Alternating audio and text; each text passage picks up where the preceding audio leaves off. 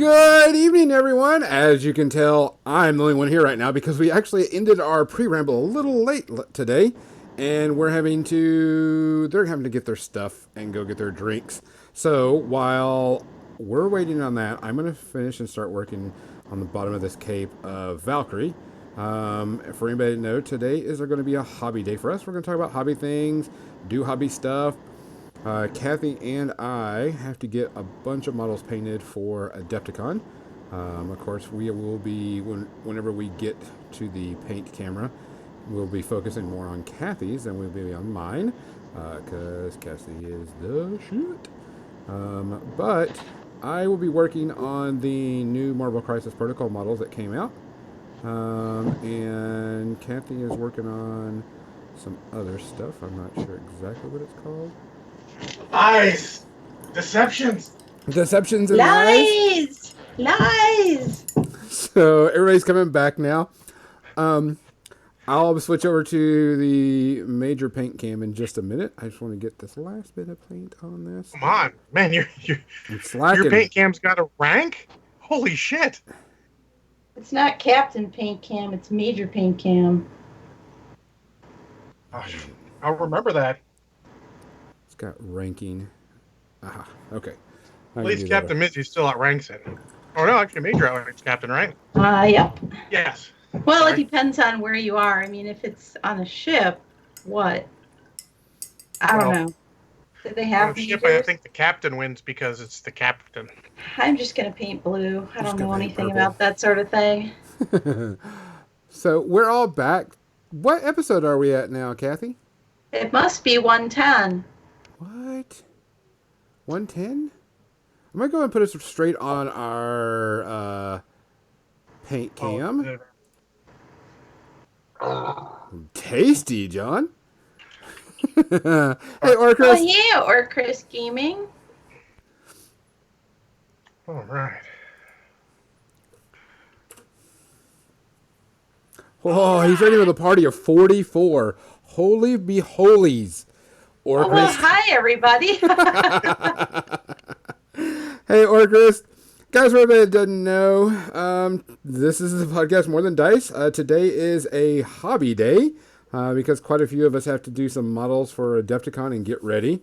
Kathy, what models are you going to be working on? Is your camera? I am working on these 4 Splintered Fang models from Warcry, and I've been working on them during the week when I'm streaming, but I've also been working on them not streaming, and because I need to get them finished for Adepticon. I'm doing these for a charity raffle that Table Wars is doing for autism advocacy. And of course, we'll be concentrating more on Kathy's than on mine and John's because Kathy is the quote-unquote the shit when it comes. As our camera kind of freaks out a bit on us. You got the extreme close-up going on there, dog. You're trying to find the sweet spot of my model, aren't you? I'll just hold still. No, you're fine. It messed up on Skype, and so I'm just refixing it. Oh, well, that's Skype for you. Orcris Gaming says, thank you for giving my little printies a home. Aww. Okay. And you're going to tuck the kiddos into bed. Right on. Have a good night. Say good night to the kids for us, because I'm sure they know who we are. I'm sure. Kids all listen to our podcast. Everybody listens to ours. Oh. So we are on episode 110. Today is going to be an all episode, nothing but painting and talking about hobbying, doing hobbying stuff, so on and so forth. But before we do that, we got to give a shout out to all of our sponsors. We want to thank Metalhead Minis for sponsoring us and allowing us to sell our product on her website. For everybody to know, Metalhead Minis, Lynn Stahl is an amazing woman. Go and check her out if you haven't. And then Muson Minis for sponsoring us and hosting our files. Also Tectonic Crest Studios for providing a lot of cool things. Giveaways. If you like MDF terrain and want some cool MDF stuff, check out Dan the Man. And I know I'm forgetting somebody. Creature Caster, which Kathy, when are you going to be painting the twins? We cannot forget Creature Caster. Nope. I am painting the Suzerain of Desire, which I find is a much cooler name than their other name for it, which is the Twins. The Twins. I feel like Suzerain of Desire is way more poetic. Absolutely. And so I'll be painting that on my stream. I'll be painting that off my stream. I have yet to finish assembling it. Tomorrow I'm going to be working on assembly. There's a few things that I will be painting while it is not assembled on that model because it is so complex. And I have not yet decided which things those are going to be, though. I still need to think about it. That's a whole mental process, just thinking about the logistics of that model. So, but yeah. That you need to think a lot about how you're going to paint it, what's going where, and you get a plan. There's upwards of 40 pieces to that model, including the body and some of the larger pieces, but there's a ton of smaller pieces as well that you really have to think about. And I was looking at the website, looking at the pictures on their website of the renders so that I could zoom in on parts and figure out, just what little piece this is and how it fits to the whole while I was assembling it. That was huge help. So I recommend if somebody's assembling Creature Caster stuff, get on their website and look at those pictures that they have on there, and you can zoom right in. And usually you can spot, each little piece. I like to put puzzles together, so I'm looking for the subtleties in pieces that look very similar so that I can, figure out this little piece of what looks like a horn is different than this other little piece that looks almost identical. Thanks. My husband just delivered my hot tea to me. Hey, James.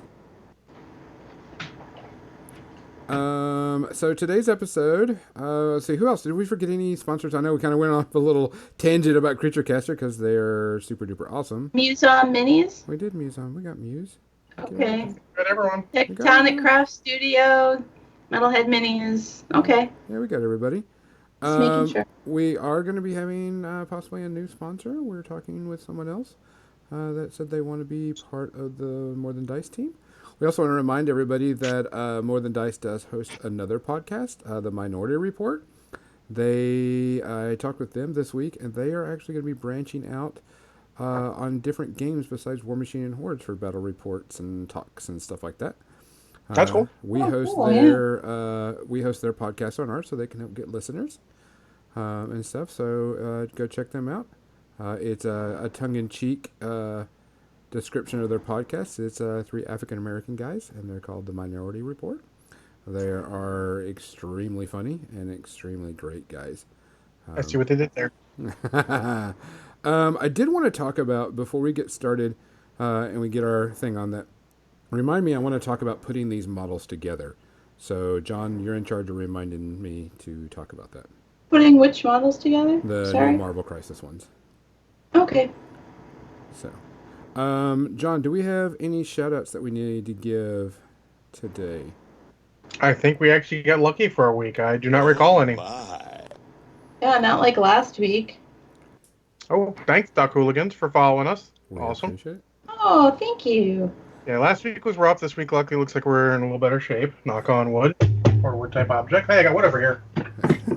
Wood has been knocked upon. And then, see what else. Okay. What you drinking? Yeah, John, what are you drinking? Well, I have some vanilla Coke mixed with some 43 vanilla liqueur, which is going to be extra vanilla and tasty as hell. Extra vanilla. Kathy, what's your drink of choice tonight? I have hot tea that Jim just delivered to me, and it's Earl Grey, just like Captain Picard likes. Not the like, most English Frenchman ever. Where's your gin and tonic? That's like your thing. Oh, that's next to me too, but I've already gotten started on that. You already consumed it all? Most of it. Gotcha. Today, I kind of spoiled what I was drinking. in the pre-ramble. It is called a hard latte by Brown Bomber. And it's a vanilla malt coffee liquor type thing. So I'm going to try this out. And hopefully this will be pretty good. Cassie's camera's freaking out. So other than Yeah, that, that's for everybody listening, either watching us live or anything else that's going on right now, we appreciate it. Thank you so much. Cheers. Cheers. cheers. It's not bad. That's super vanilla, just like I expected. It's actually not bad. I think the mocha is the best one, though. Captain Mizzy and I had... So is that my camera that's doing that? Yeah, it's just... Or is that just Skype? It's How Skype. do I It's how do Skype. I make that stop? You need Let to me find get you set Skype up on exists Discord. and punch Skype. That's Yeah, that's awful. hopefully it'll just settle down. Sometimes it does that. Simmer down now, Skype. Simmer down. So let me get this last bit of black on Loki's hand, And then we'll talk about assembling them. and we'll talk about assembling these because if anybody's put together any of the Marvel Crisis models, there's been some hoopla, I guess you want to call, about them and the way they built stuff. Let's call it hoopla. Let's do that. That's a nice way of putting it, hoopla. Yeah, some hoopla. Well. So let me get this little bit of black on here. Okay, so Oh, and also, since we've got a bunch of new people who just rated us, let's explain who's who. In the upper right-hand corner is John. That's me. I paint mediocre at best. I'm painting some Marvel Crisis Protocol on a base for a Malifaux guy. Below me is Gonzo's actual face cam there. And then on the opposite corner from that is Gonzo's paint cam, or his hand cam right now. And the center is, of course, Kathy, because she is the best painter. Not close. 100% the best painter. Yes. Okay, so let's go ahead and go. So I assembled all the new Marvels. Let's just say the sculpts are really good. The models are really good. They're really cool looking. There's nothing wrong with the sculpts. Everybody's got really cool dynamic poses. You know, everybody feels like what they're supposed to. Blah, blah, blah, blah, blah. No issues there. Hela. I really don't understand why Hela is really on a big base, though. I just because she's badass, maybe. I don't know. Dragon Trill 1, thanks for following us. Her model was not too bad to put together. Her headpiece, her head is actually 3 different pieces. And so that had to be done. It was kind of weird because they've been dogged for this before. Their instructions still don't have numbers on it that come with the models. And I think that's probably going to be rectified in next few releases because we know that these were printed much later. You know, these were already figured into the, production before they figured to do that. Yeah, and to be fair, they're ones online. The online versions of the instructions do have numbers. Correct. So you could go on there, but I mean, if you don't, that's a different story. Hela wasn't too bad. The flame, there's this back flame, green flame back here. It fits kind of weird, and if you notice, I did not get it completely flat. I'm going to see if I can try to get it kind of look, yeah. Right underneath this green flame area, there's an open spot. I didn't get it completely flat, so I'm not too happy about that. But when it's on the table, it's not going to matter. Everything fit together really well. Everything, snapped together best as possible. Her chest, you can see the line because I tried to get it down as much as possible, but it didn't work. It came together pretty decent. It wasn't very fiddly, so it was an okay model. I'm going to talk about one that I really kind of hated. And that's Valkyrie. Valkyrie's legs. Her bent leg was 2 separate pieces. Then her crotch area, you put the 2 legs together to form the crotch area. Which was kind of weird. Chest piece was 2 different, fit together really well. Couldn't get any lines out of that or any holes. The cape was a separate piece, and then you glued the head on top. Problem with the instructions on this, and I see some parts I'm going to fix on this while we're talking about her. The biggest problem I had with this model is the instructions did not tell you how to put the head together. They have the head as one piece on the instructions manual, which kind of annoyed me. I was like, really? What was the That's part that was different? well, in the instructions, they just say to put the head on. They don't tell you how to put the head together. The head is actually three separate pieces: the face, and then each side of the hair. Okay. So it was actually, different pieces altogether. So it was kind of weird, I guess you want to say. You put the head together first, and then you put the head on the model. Correct. But the thing is the instructions didn't have you putting the head together at all. It was the head was already put together. So it was like either the instructions, it was either they meant Forgot for a the Just head. thing? went to print Yeah, before they had the model done, and they had to change it. I mean, that yeah. happens. It is. So Uh, it's kind of weird. Her arms are very fiddly and very tiny. They are cut off right below. Make sure I'm on camera. Right below her wristbands, and you have to glue that on to there. Wasn't too bad. As normal, I hate the tactical debris, so I chose the base that has the little bitty stone on it to put her on there. Her pose is pretty cool.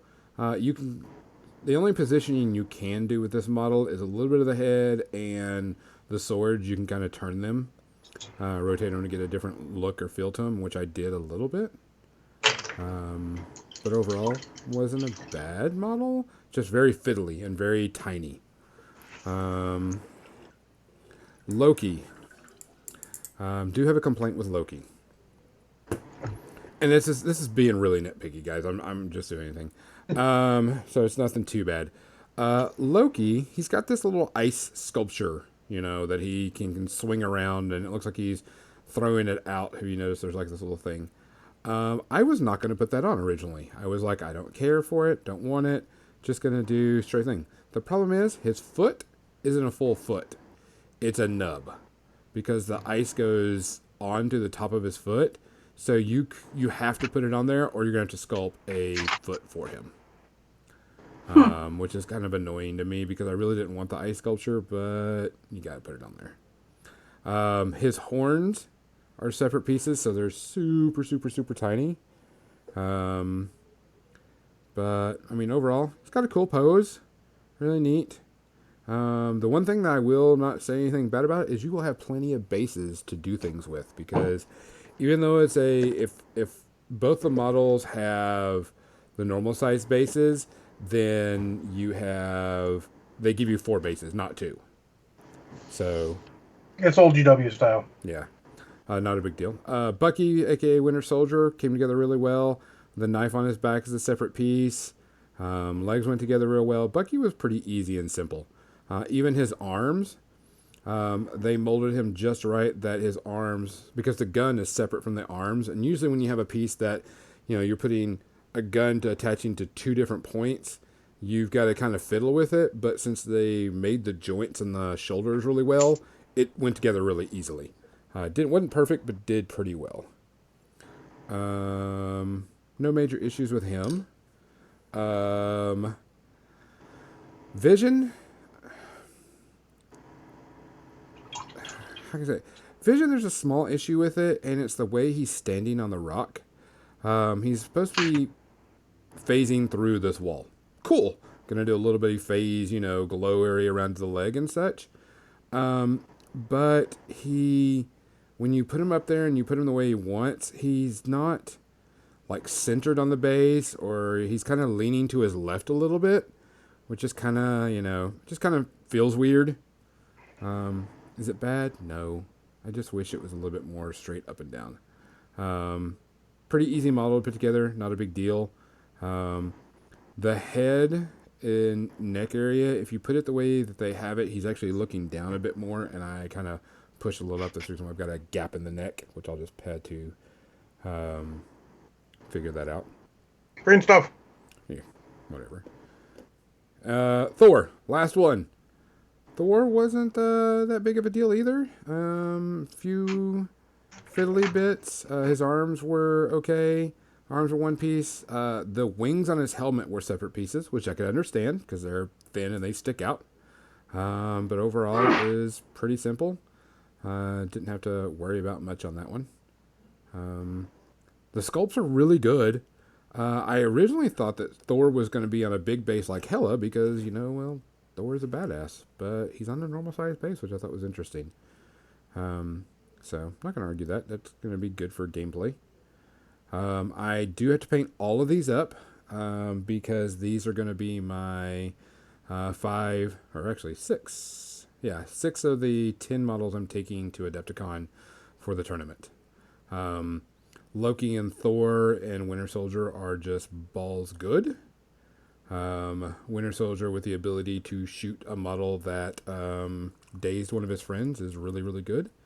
Loki's annoying as hell to play against because he can make you cost more to use your superpowers, and trying to shoot him and he has enough, he can just walk away and disappear. So it's going to be interesting.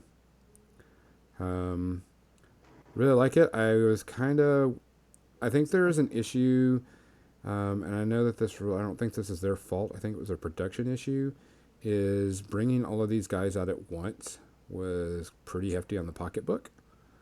And don't buy, Do what? don't buy them all. Like here's a quick spoiler, everyone. Yeah. You don't actually have to buy all these models. They're not limited edition. They're not going away. You can wait. Yeah, You can. can But wait I mean, and save up like responsible people. What, Kathy? It's devil talk. Oh wait, no, sorry. In theme, lies, nice. deceptions. But they are pretty hefty if you're going to be buying all at once. I did because I needed to paint them all up and get them all done. No big deal. I knew what I was doing. As I would like to say, with no offense meant, that's a you problem. It is. 'Cause on the other hand, I have not bought a single extra model for this game. I got 2 for Christmas. I just have the starting 10 plus MODOK and Hulk, and I've had tons of fun through my games. These models are really good. The game is amazingly fun. If anybody is trying to figure out if they want to play it, it's really good. It's really. I can't say that it's a simple game though, John. It's not. It seemed like it was going to be simple initially, but it's actually, as more stuff comes out, the complexity grows because you get more characters to add to your crew and to fight against, and more cards and more teams, and one new character coming out. Like honestly, Winter Soldier changes a lot of teams because he has an ability where he's basically in every team. Yeah, he's a merc. He's cool. a rogue agent. He counts as being in whatever team you want, which means it makes it a lot easier for you to play teams, especially like Wakanda or Asgardians, where they don't have as many as, say, the Avengers or the Cabal. Hey, Al Capone, you. So Al Capone, hi, how you doing? that and all the new cards you get, the new battle cards or whatever the hell they're called. The new stuff. Well, not just the crises themselves, the secure and all objectives. I mean, like the actual battle cards you play during the game. Changing those can change up what you do too. Yeah, and also Banyan just mentioned the new gem mechanic. And it's not really gem. It is the power gems that are for the Infinity Gauntlet. They count actually as one of your selections on your roster, which is actually kind of powerful in a way. But card.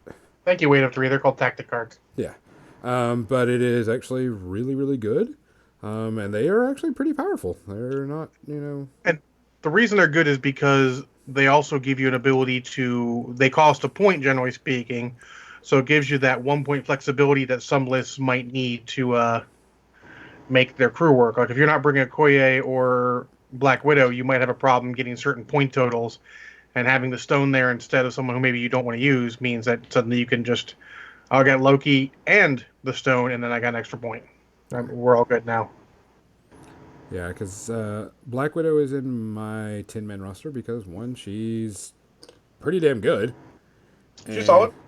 2, she's super, super cheap, so she makes it really easy into rosters where I'm like, oh, she's not going to make or break a affiliate if you have that. So it's not that big of a deal.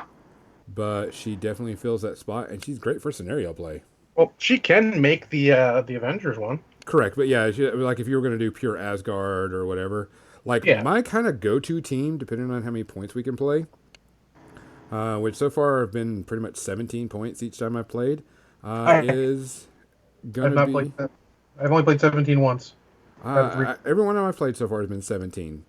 So, but the one list that I like a lot is Thor, Captain America, Loki, Hela, together in a team. Pretty much an Asgard / Did you just Avengers. say 4 models? Can you fit more, or just those 4? No, you can fit 5. But those are my 3 because Loki, Thor, Hela, Valkyrie, and Captain America are with Captain America's ability to guard. I guess you want to say, really, Mhm. really can save anybody. He's super legit. Too legit. Too legit to quit. Hey, hey. So, I like that team a lot. It's a lot of fun. It'll be really cool. You got to make sure you take down Cap quickly as possible, or you won't be able to take the rest of the team down. Well, I'll respectfully disagree. I don't think it's actually that big of a deal one way or the other. Honestly, as long as you're playing your game, you know your stuff, that should be okay. Yeah, I'm just saying that it's a really good combo because Thor, Captain America is the ability to take hits. It's really good. Mhm. I'm gonna guard you. Guard, guard, guard, guard. It does require power, so I mean, Yeah. it can run out. There was a point where Spider-Man really didn't want to get hit, and in my game on Saturday, but he didn't have much of a choice because Cap was out of power. So Yeah. that's when Spidey went down. Well, that's true. That's when Spidey went to dazed, and then he went down later after being hit, and then having bleed on him, and then I left him alone, and he just sort of, I go over here and tack over dead. For anybody that's brand new to the podcast, because we have quite a few, thanks to Orcus Gaming. Orchrist Gaming. We usually have a topic, but today's topic is hobbying. So if you have any hobby questions, go right ahead and ask. Either, most likely, Kathy will answer them all because she's badass, or we'll talk about it or get something going. But ask away. We don't have a problem with that. Kathy, you said your models are for a charity. How are people going to be able to get in on that charity for at Adepticon? It's well, go to Adepticon. Let me see if I can find it. Step 1. Stump Kathy.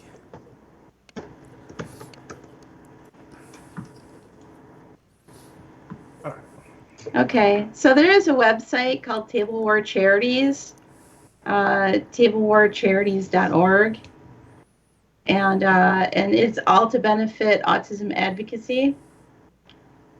And so they're hoping to do more charity events in the future, but this will be their first one.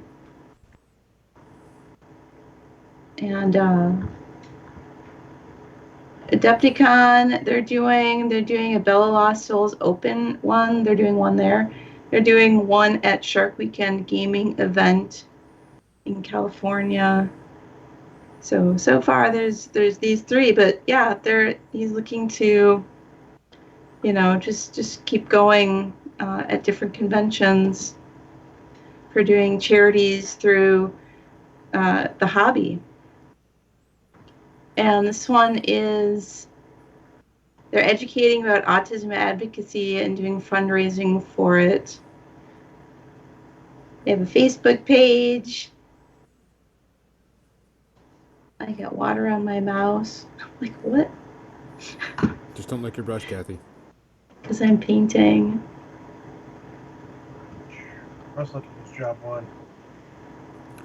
For everybody kind of curious, I got challenged to paint my entire Marvel Crisis models in contrast paint. So I'm going to try to continue to do this, which doesn't see. There's certain things that I can't paint with contrast. That just doesn't work. And it's usually a lot of the metals. But for most of the models, for the major colors, painting contrast on all of the majority of the model, um, which I've done on everything so far. I think Uh, Ultron was the only one I haven't uh, done in contrast because he's so metal and shiny, and yeah, it just wouldn't have worked. So so Kathy, waded through and know if that's wateronmymouse.com or .org. That's wateronmymouse.co.uk. Oh, so you get those crazy Brits. with the jokes. We got jokes. We got jokes. I try and pay attention as much as I can because I'm painting this base for my thing model, and I don't know who convinced me to paint this You did. checkerboard pattern, but You did. You convinced yourself. It looks really good right now, though. I know, but it's a pain in the ass. All the things that look really good are a pain in the ass. Yeah, that is also a pain in the ass. So we should probably talk about something. What? Like the hobby. Well, that's kind of tonight's motif. So Of what we're doing? We started all getting concentrated on our painting. I'm sorry. I mean, I'm usually, when I'm doing my stream, I'm talking about what I'm doing and talking to the people in the chat. If they have questions or comments, often crazy comments, we have a lot of fun in the chat. I know what we really should talk about, and I know John doesn't really want to really want to talk about it, but I think we should. Is his hobby streak days. I mean, it's got to be better than talking about Marvel Crisis Protocol model assemblies. Come on. I do want to say that he went on for a while about that, but don't think they're bad at all. No, they're not. Still like perfectly fine models. They're relatively easy. I'm going to send him. I'm going to find the hardest Malifaux models to send him and go like, "Hey, Gonzo, here." Nope, I will return to Cinder because I already know about Malifaux models. Jan loves beard. So what do you want to talk about Hobby Streak for? Well, okay, so everybody didn't know there is a hashtag hobby streak, and John is working on his still. John is at, what it is for every day that you do a hobby, you post on it. There is a Facebook group, hashtag hobby streak, and you see how high you can go. And it's every day you do a hobby, you put a number out. Yeah, you're supposed to go as far as you can, and then when you break it because something happens, you go and try and beat that number. So I think the best I did was 20 days in a row. I did something hobby related, which some of it was planning and doing things, but things that are, for the hobby. So it started off with just painting and modeling, but most of us have decided since then that is too restrictive. You end up only doing that, and you ignore part of your hobbies. It should be your hobby streak. What are you doing? If you don't ever play games, then honestly, it should probably flip to just be that, but we decided to do whatever. Games count. Whatever you're doing, as long as it's hobby related, it should count. It's your streak. It's not like the hobby streak police is going to come by and go, that's not actually part of the hobby streak. There's nothing in it. It's a motivating tool. We actually have a lot of people on Twitter who are doing it with varying streaks. You guys won't know this necessarily as much, but there's someone who's a week ahead of me. When are you at now, John? I am at 800, and I think today is 804. Today is 804. So John has been doing something hobby related for 804 days in a row, which to me is pretty balls amazing, in my opinion. Pretty amazing, yeah. And it was just something that just kind of came up. Someone decided to do it, and it was... I don't know. It was a Facebook group. From, I think Gadabloke actually posted it on Twitter or something, and I'm like, oh, that's cool. Let me give that a shot. It might keep me motivated. Spoiler, it has kept me motivated. Yeah.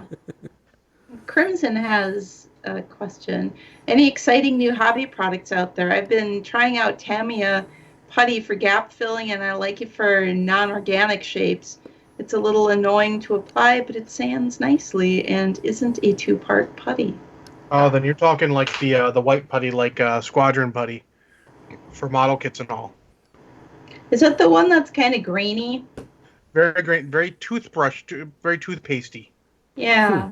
Yeah, That's I it. tried that back in the day, and another scale modeling friend of mine suggested mixing it with this clear cement, which is like, it's so thin it's almost watery, and you're supposed to mix it like into a paste for best results, and then you could sand it or carve it or whatever. But I never was able to get that paste like he was talking about. Wiggly likes my mug. Thank you. That's my teacup. I like tea, so it's big. But anyways, so I never got the knack of using the cement or putty or whatever it is like that. Really? The Squadron cement one, that is. I've never tried the Tamiya one. I do know that Vallejo's plastic putty is kind of the consistency of Elmer's glue, I think, and I've used that for some gap filling on small seams to some success. I will probably get it out for when I'm assembling and finishing the prep on my Suzerain of Desire.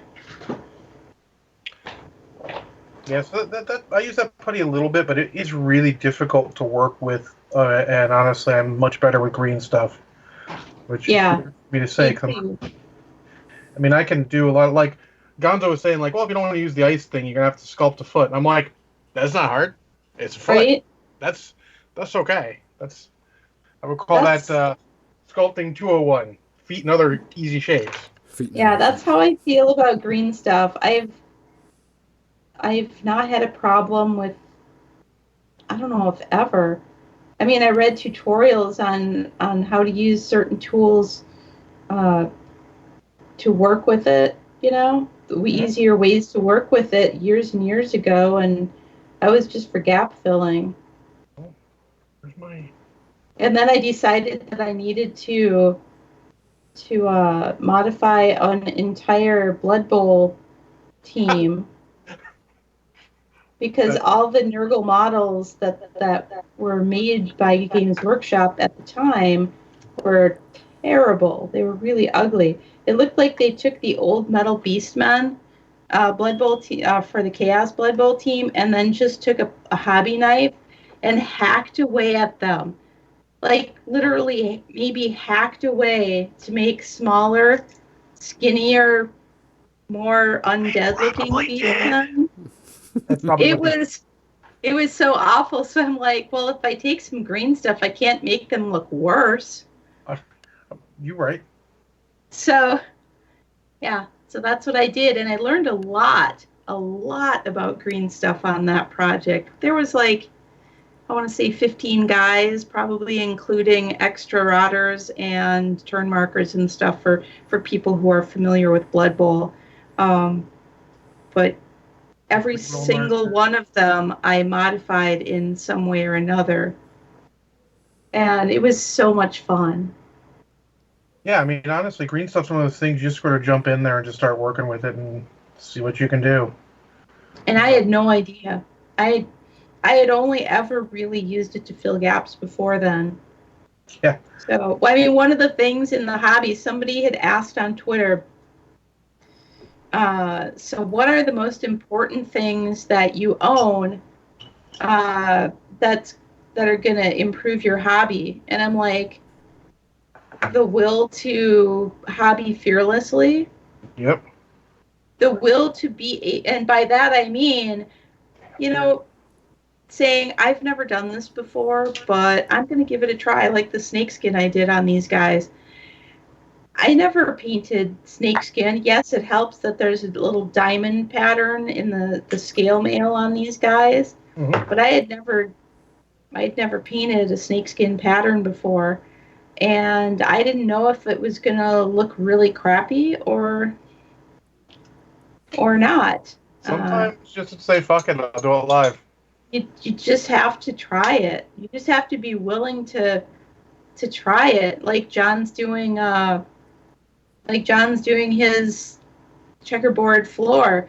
Is it a pain in the ass? Is it tedious as hell, John?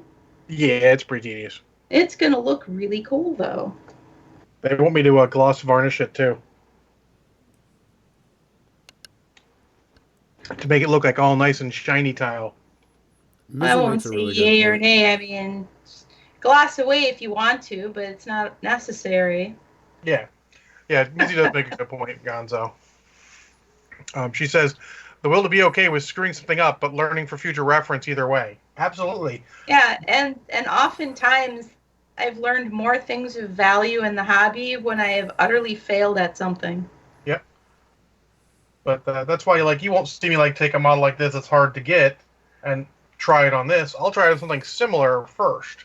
It's also why we buy so many extra models. Like, I need to try this paint scheme on something vaguely like this. Rummage, rummage, rummage. I've got this model that's vaguely like this. Let's try it on him.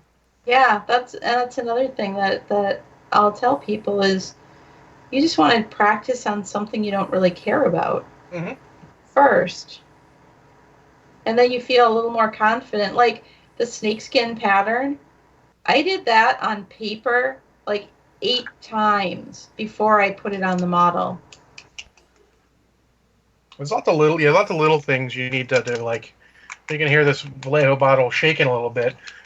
You know, that's one of those tricks you get. Just get like your stainless steel ball bearings and throw them in paints. Helps them shake up.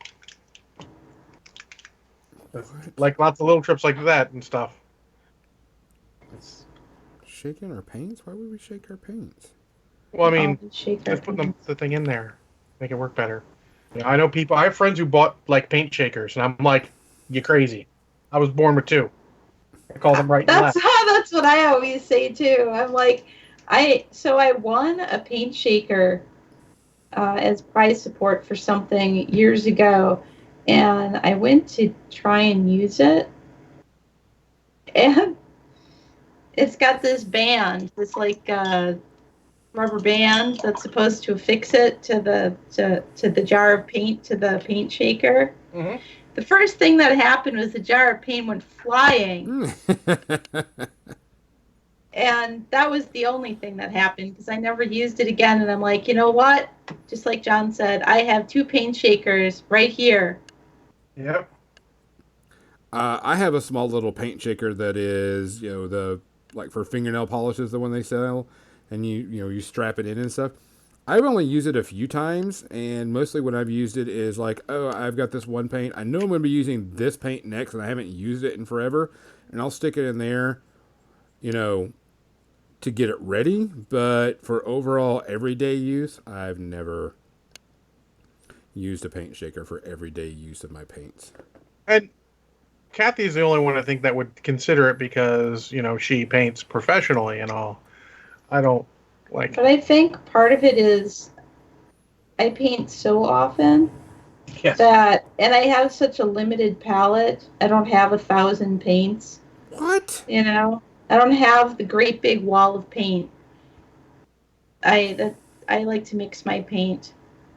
And so I only have maybe 20 paints in front of me right now. And because of that, each of these paints get used all the time and is always being shaken, so it doesn't really have time to settle like some do when you never touch them. I have a rack of paints over there that I never use, and I'm sure if I went to use one of those, there would be some crazy layer of sediment in the bottom. Definitely over 20.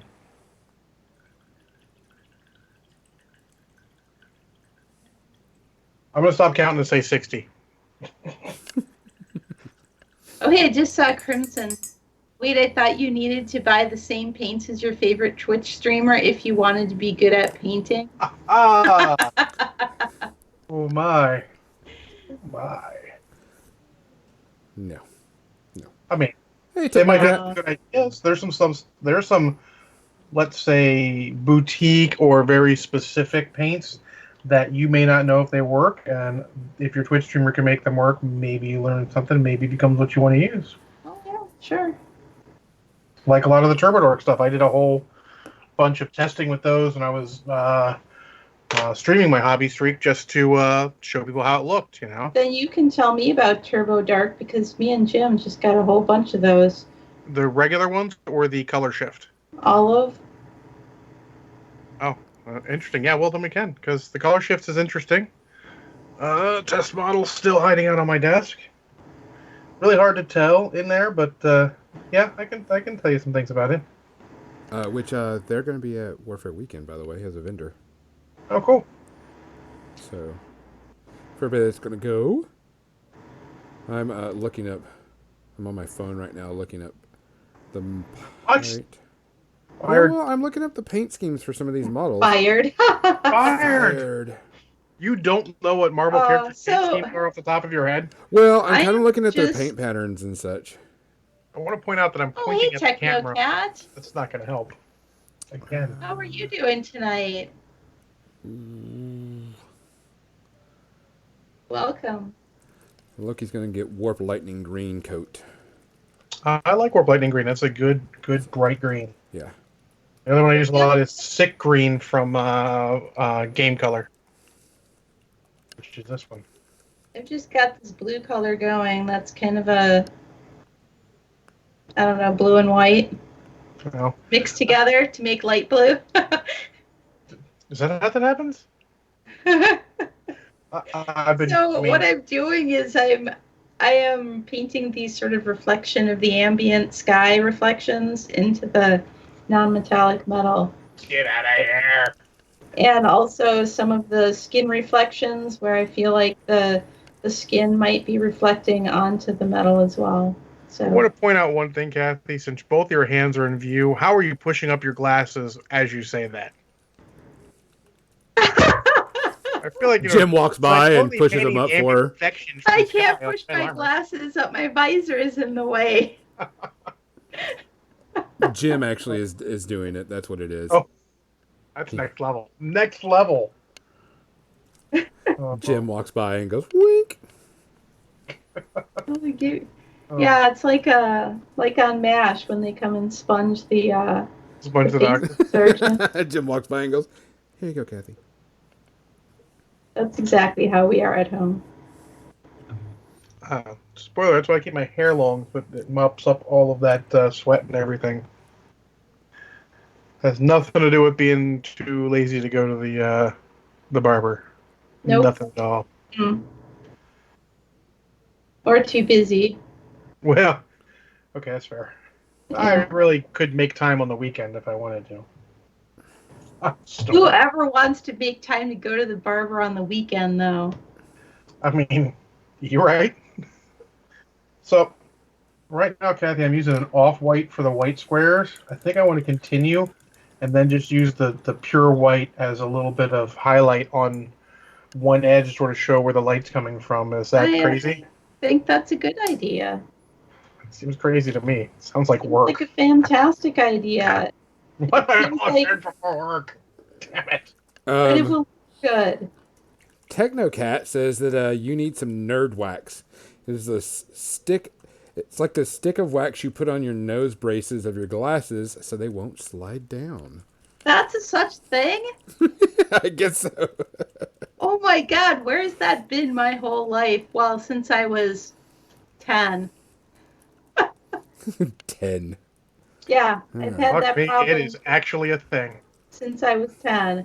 How have I not known about this? I am all over the place on these models. You know, I really thought we were being trolled, but thirdwax.com, it's also on Amazon. I am color me shocked. So we are all running out and ordering some of that. Nah, just suck it up. I need to get my old pair of Croakies and put them on the back of my glasses so they don't move down at all. I don't paint with my glasses. I am going to have to go get new ones because I'm an old man and... Is it time for bifocals? It probably is time for bifocals. Don't feel bad. I need them too. I am so disappointed with bifocals. Actually, I'm going to get what Kathy has first. The visors. I have the visors. I should be using them, but I'm Go not. for the visor. Not using the visor is just going to make your eyes worse anyways. I don't want to go off on a rant, but you know what I really need the visor for? What? The goddamn cards for Marvel Crisis Protocol. Like, can they make those symbols any fucking smaller and hard to read? I'm like, what? I just hand to Marshall. Marshall, what the hell symbol is that? Is that a wild? You remember the first Malifaux cards? Oh, yes, I still have them. I had a magnifying glass in my case. Like, that sounds like a good idea. Just one of those little magnifying. I'd get one of those square things. Just plop. All right, I can read it now. Yeah, That's a good idea. Holy crap, I need that. Hold on. You're welcome. I need one of that. That'll probably work. Welcome to Old People Podcasting 101. My eyes are not what they used to be. Old gamers. So, remember, as you get older, it's the light. So, no gaming area has the best light. So, some of those cards, where they get small stuff on them, are going to be hard to read. I just wish they'd make them bigger. So, I need to magnify. I wish they would put, because if you could put the cards online and then you could just print them bigger, that would be balls amazing. That's something I wish they would do. Especially since they've done some FAQs on the models, and the models have changed a bit. That would be really good. Ah. That is exactly what I need. Exactly. Exactly? Exactly. That one's too small. You're sure? I'm pretty sure. Positive? Let's add this. If I can help one person hobby out list. tonight, You have. one person. My work here is done. Those things. Except for the work that I'm doing on these models. That's still not done yet. Those are pretty good too. Let's put those on the list. See? Now I'm down the rabbit hole. Uh-oh. Turn it off. Ultramar on Amazon rabbit hole. Save it for later and revisit it. Oh, yeah. I noticed that I'm going to have to reconfigure my camera. Glasses? My hand keeps getting away. I mean, that's why I went for the overhead. Beanie on goes. With John's suggestion, I now have a lamp so I can paint, and it comes with a magnification lens so I can actually see the details. I love the magnifier lights. Yeah, absolutely. The one in the center, yeah. Love the magnifier light. They're a little rough in the summer when you're trying to use them because mine is not LED because mine was before LEDs were really big thing. Oh, no. It's still really good. Oh, it's still really good. The thing is that heat also dries out paint on the model faster too when you may not want that to happen. I mean, sometimes that's a bonus, but yeah, the one I have, I don't use it when I'm streaming because the light is too close to the model and I haven't been able to make my camera work with that. So I have two other LED lights that are kind of above me. They're like stand ones. They just sort of hover over me. The one I like the most, so I have a lamp over in the corner that puts down in that general area. I have my swing arm lamp that I can move wherever I needed to. I've got this guy that's brought in the camera that actually comes with a stand for a thing. It's LED that I can move wherever I want. And then also, my camera has a light on it. So it's like Light Central over here, and I'm sweating. Which should really not be a surprise based on the lights around me. That's weird because, I have a blanket on my lap and a scarf and a thermal shirt and a sweatshirt and leg warmers on. And I'm not sweating. I'm warm. What was the ambient temperature in Chicago today, Kathy? Like the high was 38. Okay. So your high was our low. Oh. Got the 50 today. Wow. Yeah. It was good because I think Valentine's Day, the temperature with the high was 38, the low was like 19, and I'm like, why, God, why? Oh. As an aside, one of the nice young project managers at work got me a rose for Valentine's Day because she said, "I'm going to be happy because you said you were only going to drink on Valentine's Day." It was very nice of her. That's cool. It made my morning. Hmm. It shows how one little act of kindness can make somebody's morning. And then it's all good, right? Oh, good. Almost time for movies. That will be interesting. Kathy's actually got stuff to talk about this week. It's great. What? I do. What? Yes, you do. I do. You do? You're going to talk about the Wild Wild West. The Wild Wild West. Oh no, I didn't. wiki, I wiki. didn't watch the movie. There's a marathon on TV, but who wants to talk about a TV show from the 1960s? We do. Well, Look, it does not matter when it's from. It just matters that you watched it. yeah, we could talk about that. Like For eventually. everybody new, at the 8 o'clock hour, we switch over to our media section where we talk about Media. Surprise? Media. Movies, TV shows, books We can we've do read, books. music we've discovered. We just talk about it Oh. and review it. Banyan reminded me I needed to put this one down so I don't forget about it because he mentioned it while I was doing streaming that one day. What's up? I'm making sure I put it down in my... I text myself things that I need to remember so I know that it doesn't go away. And so I was texting myself a show I needed to put down for the media section today. Oh, okay. Oh, that That's such a reminds me. good idea. It's a good idea to do that, and I do occasionally remember to do that. I tell people to message me, and not right now. Wait till I get home, then message me, and I will do whatever the thing is.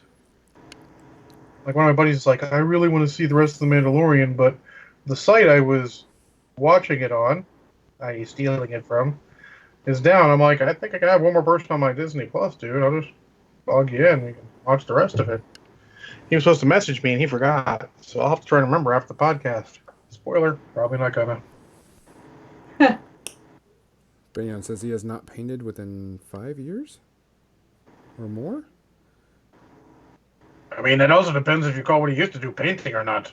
Oh, slam! What? I mean, I'd call it painting. I'm just saying.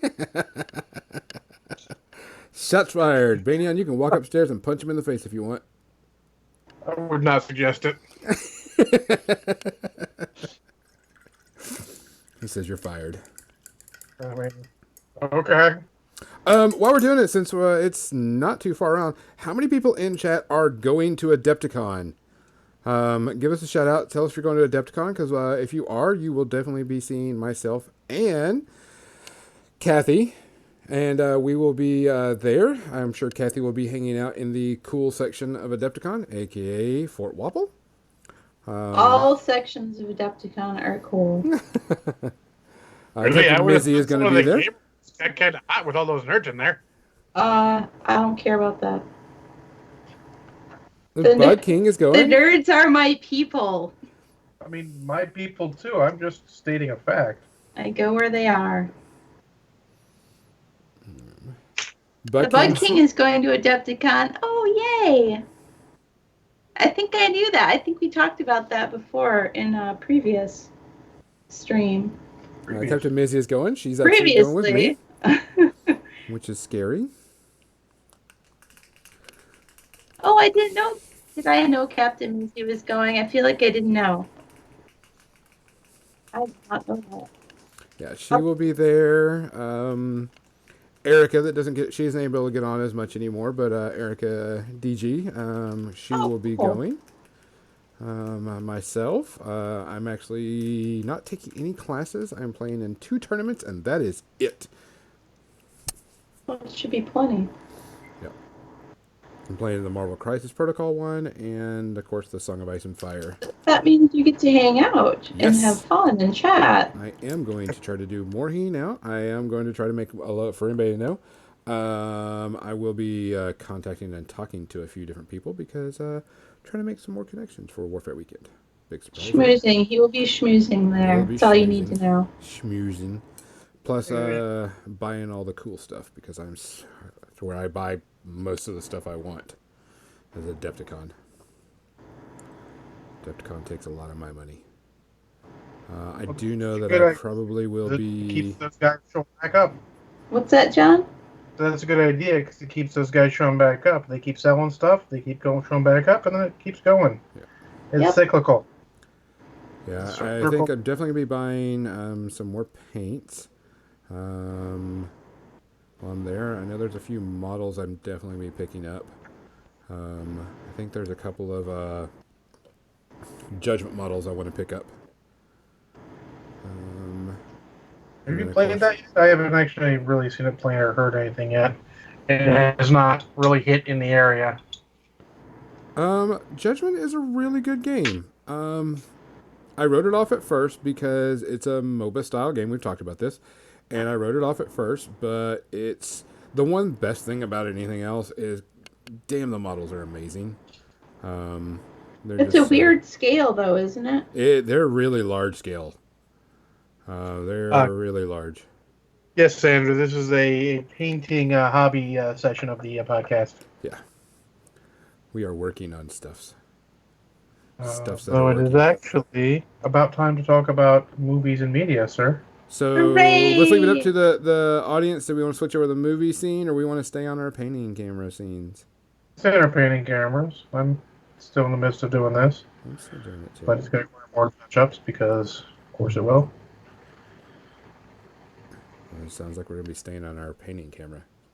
This is good, Xander says.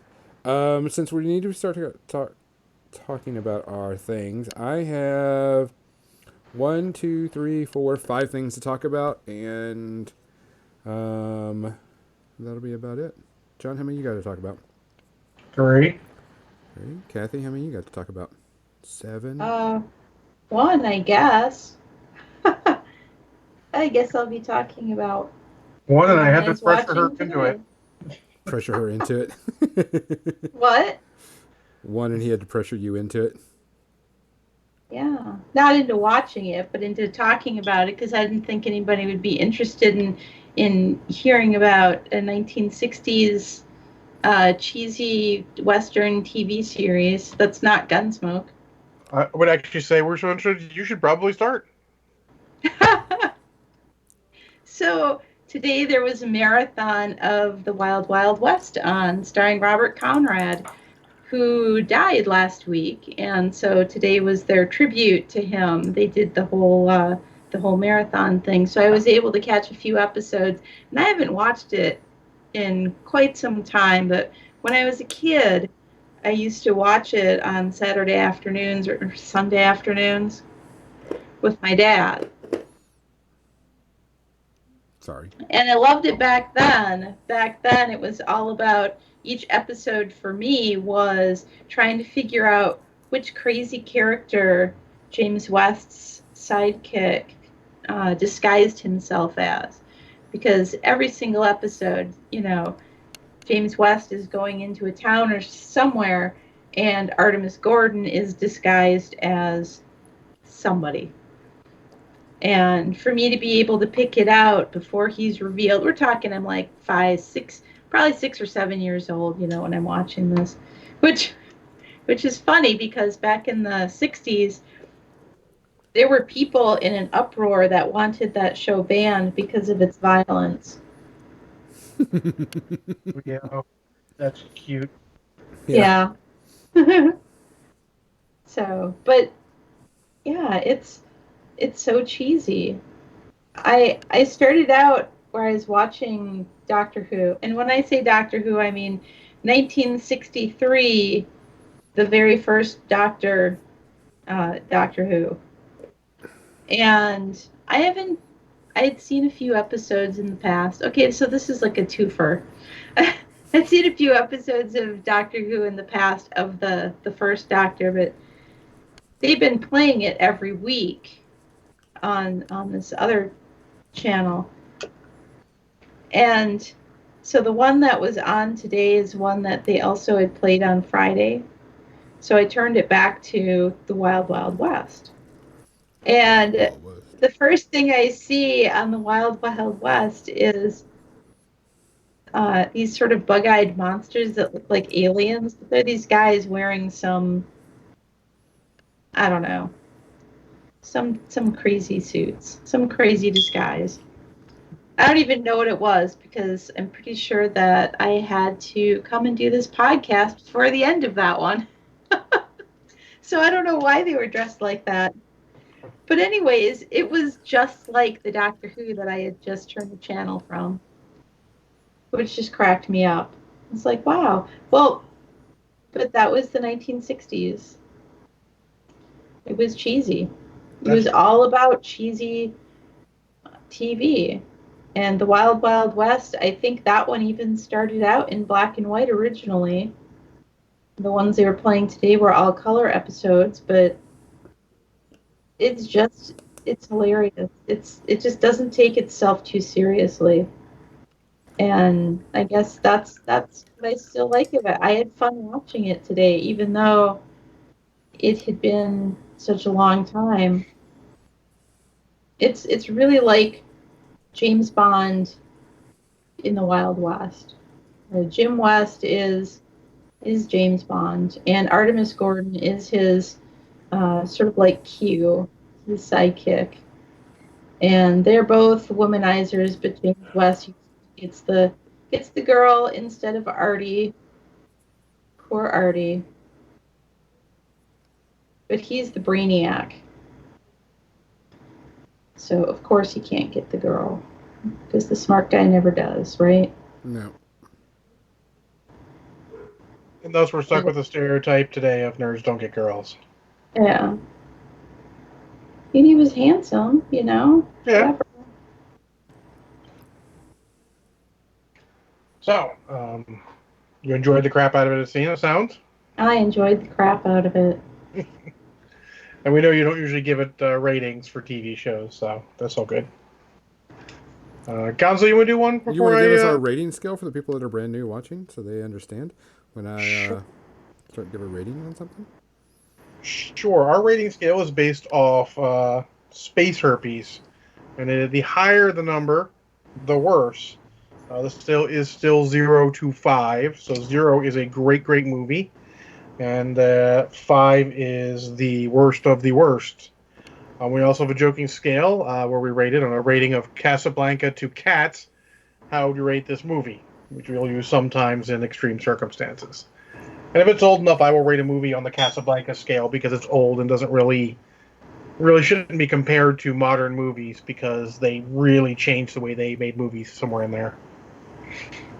So, hope you're taking notes because there's a lot of differences on those.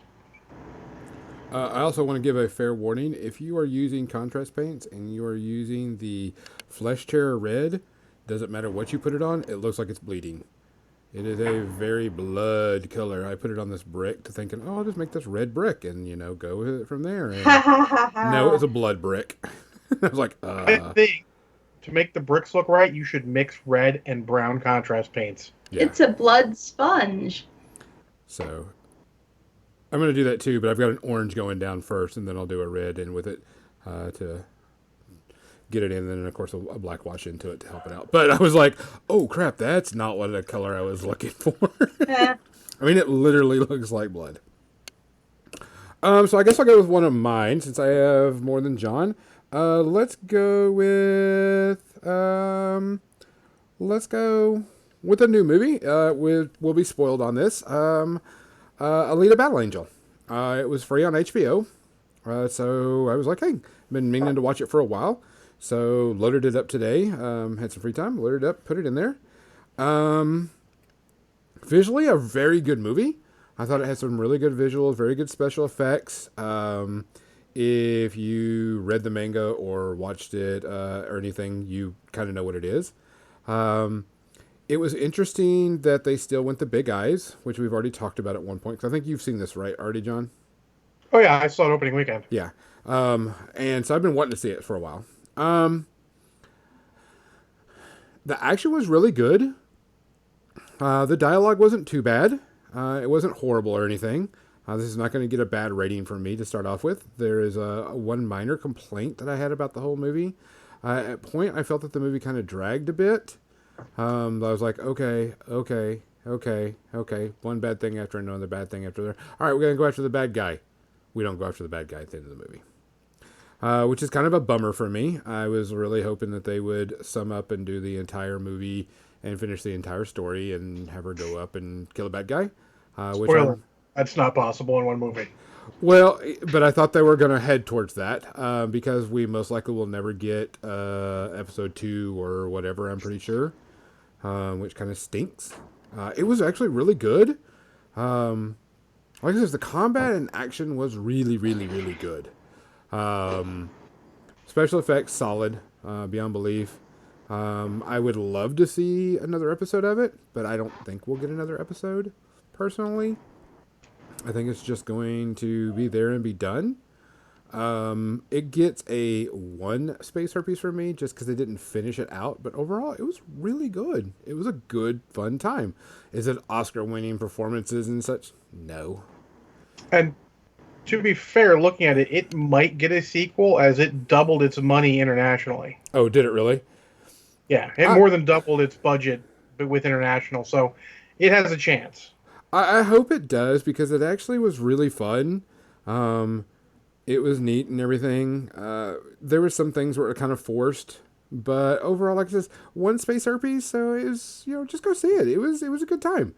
Another thing going forward is that it is a James Cameron passion project. He wanted to direct it originally, but decided to just produce it instead because he's making 17,000 extra Avatar movies. So it get done. So there's a chance. He's got clout. Yeah. He could get something made if he wants it made. So there's a chance. And I enjoyed it. I enjoyed it as much as Gonzo did. I have seen the anime. I haven't read the manga. But it was very good. It follows the anime from the 90s very closely, but not slavishly. There's a bit of differences, so it is a good watch regardless. And the eyes thing makes her look different, but it's not. It doesn't. It's nothing more than that. Correct. When they toned it down from the initial previews, that people were like, "Holy crap!" Yeah, it was interesting that they still kept the big eyes and small mouth, the anime look, but it would have been interesting if they would have kept it as a normal feature. Our features were normal looking. It would have been interesting to see if it kind of ruined it or, Yeah, I don't know. I couldn't imagine it. I think it works the way it was. Yeah. I didn't have a problem with it. I was not going to go to... I wasn't, put off by it, but I just thought it was interesting. Type thing. So I enjoyed it. 1 space herpes for me. Cool. Well, I am going to go in reverse order, so I'll start about Birds of Prey, which I saw this morning with Charlton Heston and Mrs. Charlton Heston. They don't really show up too often anymore because they got a baby. But they had grandparents to watch the baby, and they wanted to see it early, so they had time to do stuff where they had to pick up the baby. So we saw it early. And? It's a movie. First off, it had 30 minutes of previews because it is a shorter movie. It's only an hour and 49. So they had it in the normal slot and just added an extra 10, 20 minutes of previews. So that was... Well, that sucks. Yes, it was terrible. The movie itself is almost the definition of mediocre. There are parts that are really great and parts that are just not good at all. It does get better as it goes on. There was a point early on where I was going to tap Alex on the shoulder and just give him the middle finger because it was his idea to see it. But it got better since then. I'm not upset that I saw it. I don't have any desire really to see it again. I want to talk to a couple friends who I value their opinion on things like this to see what they think. Because it is sort of a girl power movie, and none of that bothered me. If anything, I thought maybe they took the villain way too far and just had some weird... There is either a really longer cut of this somewhere or they really just added some scenes to pad the time to get it closer to full time. Because there's just some scenes I'm like, this didn't need to be here. This added nothing besides showing the villain's crazy. Spoiler, we knew that already. He's crazy. The villain's played by Ewan McGregor, and he just hams it up. He seems like he's having a good enough time doing that. I would not call him a great villain. I would say he's probably average Marvel villain. And these villains, DC, it's just not very... He's not very motivating.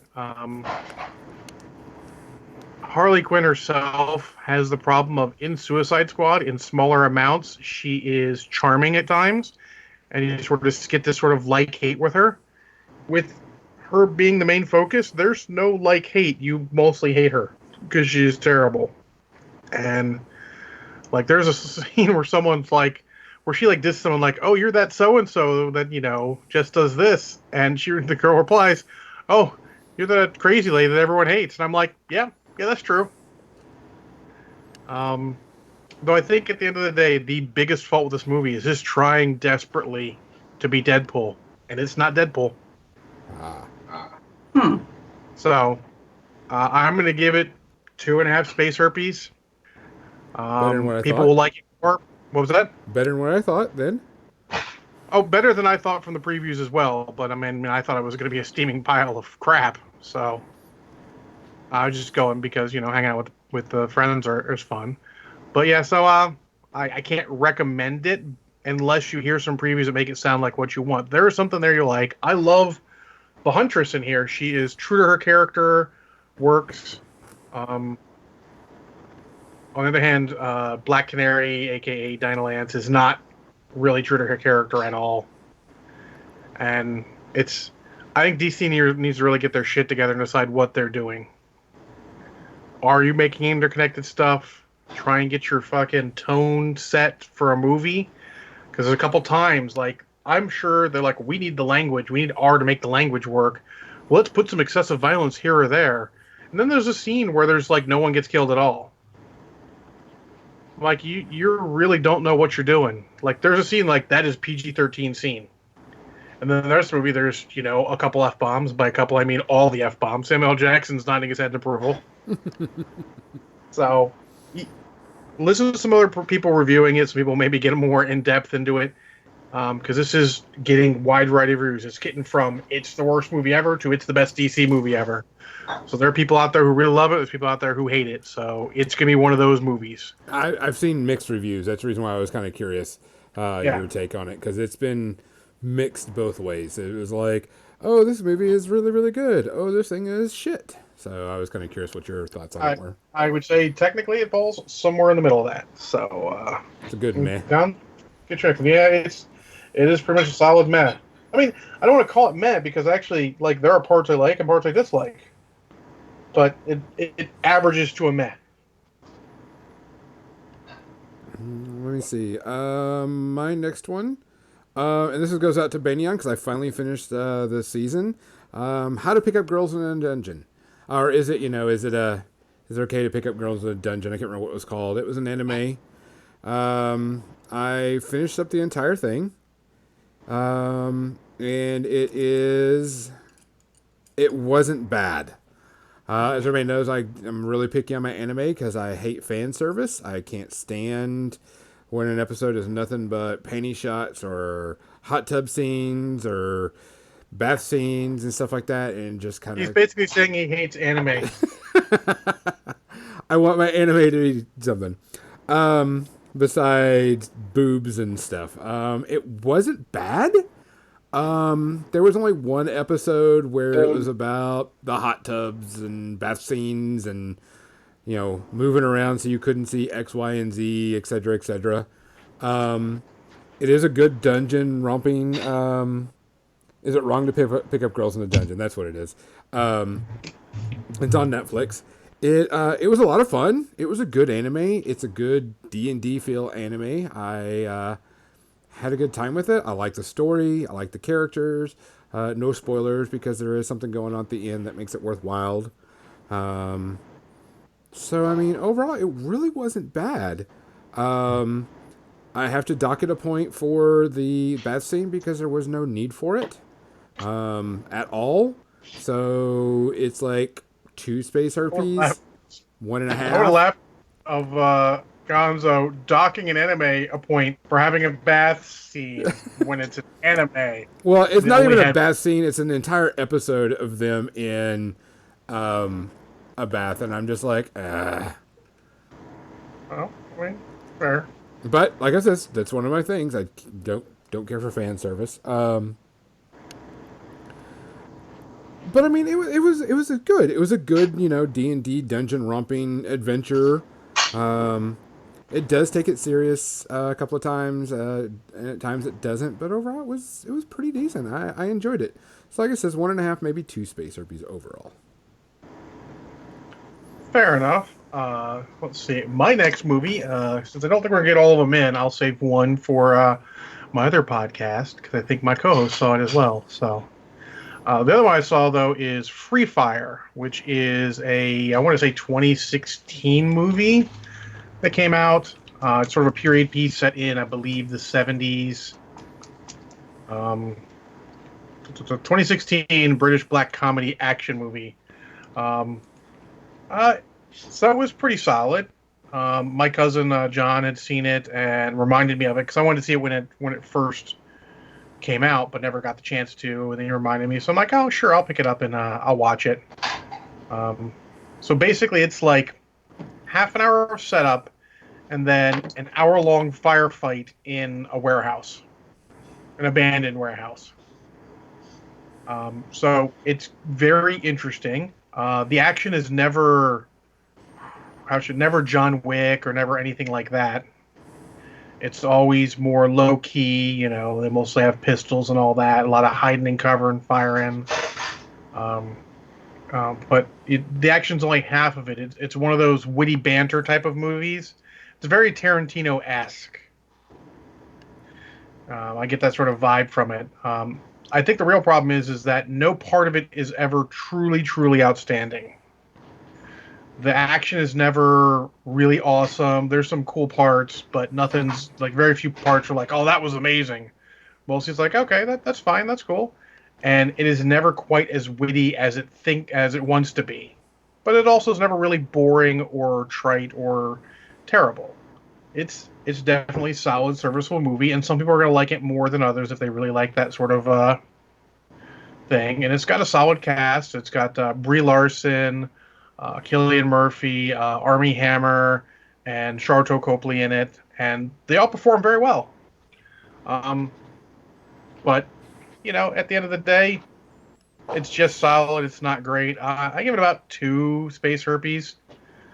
You definitely hope for it to be a little better than it is, but it keeps you there. It's just interesting enough to keep you watching. You put it in, you have a good time. It's one of those ones where you could probably do something while you're watching it because the action's kind of sporadic. Once you've seen it once or so, you got an idea where the action pieces are, and then you go like, okay, look up here, about here, cool, go back down, do what I'm doing, for all subsequent time. So, there you go. Gonzo, I'm sure you got 17 more to go.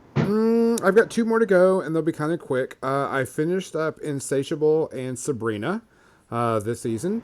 Insatiable actually got the cancellation this week. Insatiable is about pageantry and stuff, and it's tongue-in-cheek and throws everything into your face. It's a dark comedy. I thought it was really funny.